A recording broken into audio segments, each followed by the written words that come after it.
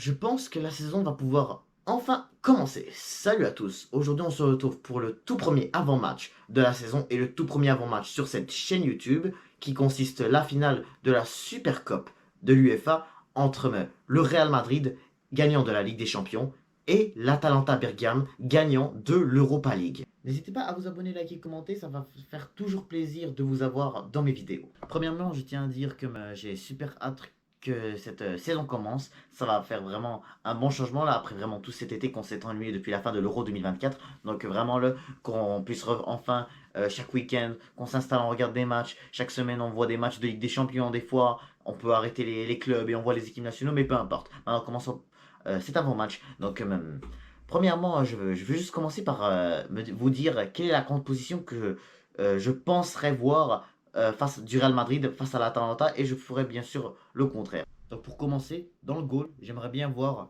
Thibaut Courtois, hein, après une longue saison au complet de blessures, voilà, il n'a pas pu vraiment jouer un seul match cette saison, à part les dernières journées de Liga, plus la grande finale de Ligue des Champions que le Real Madrid l'a remporté 2-0. Mais bref, là j'ai parlé de Thibaut Courtois dans les buts, franchement, hein, sans manquer de bien sûr de respect à lui, hein, il a fait vraiment une très belle saison aussi, surtout dans les matchs à élimination directe en Ligue des Champions, là, face à Leipzig, face à City. Hein.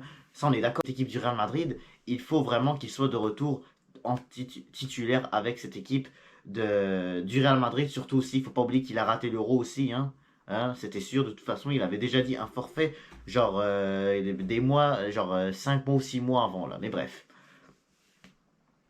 Deuxièmement, qui est-ce que j'aimerais voir en défense? Bah, bien sûr, Rudiger, Eder Militao, sur les côtés, Carvajal et Ferland Mendy. Hein, cette défense, elle ne changera pas selon moi, à moins qu'il y ait peut-être des blessés, peut-être, hein, ça peut arriver. Mais selon moi, je pense que Carvajal et Ferland Mendy restera toujours les deux latéraux. Ferland Mendy, toujours très bon à sa place. Hein. Il fait des dribbles excellents et tout. Ça, c'est par contre, ça ne changera pas. Mais d'un autre côté, j'aimerais bien voir Carvajal. Carvajal, là, il était excellent là, après avoir remporté l'Euro avec l'Espagne. Il a remporté la Ligue des Champions avec le Real Madrid. Il a fait un triplé avec le Real Madrid. Liga et bien sûr la Super Coupe d'Espagne. Donc au final, ça reste toujours une grande légende rendue à son âge. Il a beaucoup de trophées, genre peut-être 6 Ligues des Champions. Oui, oui, 6 Ligues des Champions. Hein. Il a 6 titres.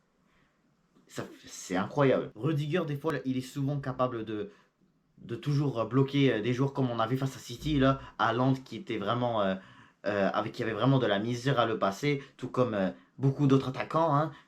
Militao, pareil. Hein, normalement, quand il n'était pas blessé, hein, on voyait quand même un bon Nacho. Hein, Nacho qui n'était pas non plus très mauvais. Il faisait parfois quelques erreurs. C'est pour ça que moi je trouve que Militao reste toujours le défenseur excellent.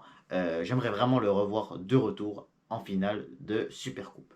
Au milieu de terrain, je pense qu'on va devoir remettre Luka Modric pour sa dernière saison avec le Real Madrid. Ça serait très bien de commencer une dernière saison de cette manière-là en Supercoupe de l'UEFA. Je pense qu'il va pouvoir toujours faire une saison extraordinaire malgré son euro vraiment catastrophique avec l'équipe de Croatie. Dommage là, mais en tout cas avec le Real Madrid, je pense qu'il va pas lâcher du tout jusqu'à la fin de la saison et il terminera sa carrière. Du côté gauche, je mettrai Federico Valverde avec sa Copa América extraordinaire. Il était franchement un très bon joueur, mais il doit être toujours le milieu de terrain.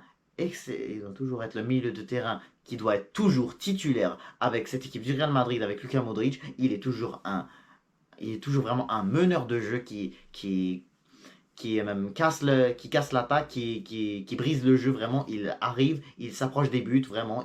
Que soit il tire, que des fois il a la difficulté avec ses tirs, mais souvent là, quand il a vraiment la chance d'avoir la meilleure place pour tirer, il tire, il marque. C'est ça, un des joueurs comme lui là.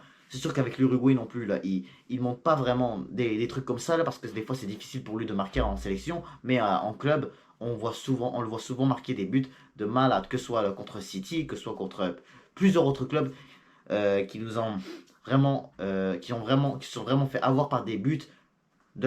Et pour finir, faut pas non plus oublier le fameux Bellingham, Jude Bellingham, le milieu de terrain que moi j'ai trouvé excellent pour une partie de la saison, hein, surtout au début, avec les buts qu'il mettait la saison dernière, là, toutes les buts de début, tous les premiers matchs de Liga, il marquait des buts, il marquait des buts de victoire, il marquait des buts incroyables, il faisait revenir le Real Madrid dans le match, toujours c'était grâce à lui, c'était un meneur de jeu, lui aussi, et vraiment c'est surtout lui aussi qui vraiment, qui aidait l'Angleterre aussi à rester dans le match, voilà, lors de l'Euro 2024, voilà, c'est lui qui vraiment qui était capable de sauver cette équipe d'Angleterre, surtout face à la Slovaquie, il met ce ciseau incroyable, et surtout pour faire revenir l'Angleterre et qu'ils évitent une catastrophe. Donc voilà vraiment à quoi vraiment des joueurs comme Jude Bellingham voilà, qui a de l'expérience. Il sait tirer des pénaltys, il dribble parfois, des fois c'est difficile, mais souvent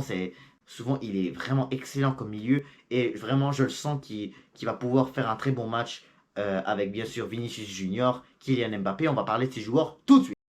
À l'attaque, j'aimerais bien voir Kylian Mbappé en numéro 9. Donc vraiment, ça va être le nouveau Cristiano Ronaldo Mbappé.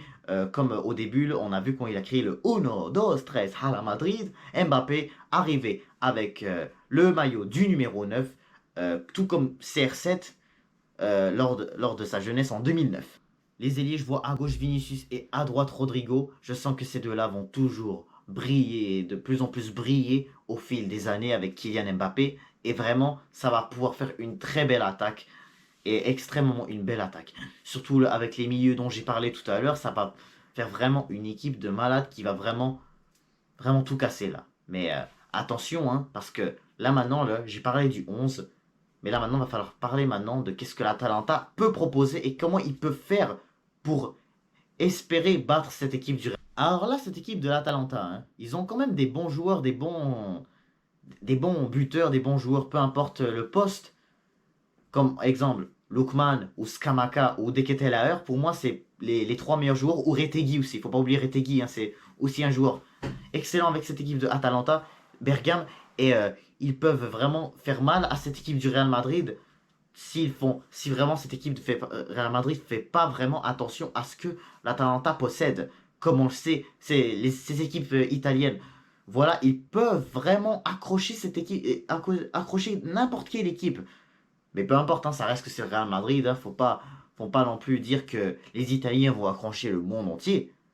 Mais en tout cas, ce que je veux dire, c'est que même cette équipe d'Atalanta nous a vraiment montré beaucoup de choses intéressantes dans cette équipe d'Europa League. Comme exemple, on a vu lors de la victoire face à Liverpool que même vraiment, ils peuvent, vraiment avec leur défense qu'ils avaient, qu'ils ont obligé les Reds de frapper loin. Ils ont aussi obligé le Leverkusen de tirer de loin, surtout que le Leverkusen n'a même pas fait grand-chose en affrontant cette équipe d'Atalanta. Hein, vraiment, tellement l'Atalanta, souvent, ils récupéraient les balles, voilà, les Leverkusen souvent là, ils avaient de la difficulté, vraiment stressés, ils étaient surtout pas préparés à ça, hein. Surtout que moi je m'attendais à ce que les Leverkusen vraiment fassent comme face aux autres équipes, comme face à la AS Roma et tout là, qui récupèrent vite les balles et aller dans les buts en fin de match là. Mais peu importe, l'Atalanta a fait la même chose. L'Atalanta a vraiment les Leverkusen, je sais pas, ils arrivaient avec la balle direct, ils savaient pas quoi faire, ils se parlaient même pas entre eux. Et là, faut pas oublier non plus cette frappe de Mbamba qui était vraiment loin là parce que totalement là ça par contre c'était surtout une petite erreur qu'ils ont réussi à faire cette équipe de l'Atalanta là, à vraiment oser à vraiment pas faire attention à l'axe et laisser même Chancel Mbamba tirer là, mais de tous les cas là tout ça c'est encore une fois parce que vraiment la défense de cette équipe d'Atalanta vraiment oblige l'adversaire à tirer de loin comme je l'ai dit. Mais peu importe, ça reste quand même. Le Real Madrid reste pour moi l'équipe qui remportera ce match. Je les vois remporter cette finale 2-0 comme en 2022 face à Francfort. Vraiment, l'Atalanta va vraiment essayer quand même. Hein. Je sens qu'elle va pouvoir faire de la misère sur Real Madrid, mais on verra un grand Thibaut Courtois dans les buts. Hein, ça, on le sait tous. Mais bref, c'est donc la fin de cette vidéo avant-match pour cette finale de l'UEFA Super Cup. Donc, si vous avez bien aimé ce débrief, dites-le moi dans les commentaires. Bien sûr, n'oubliez pas de vous abonner et de commenter. Et je vous dis à toutes.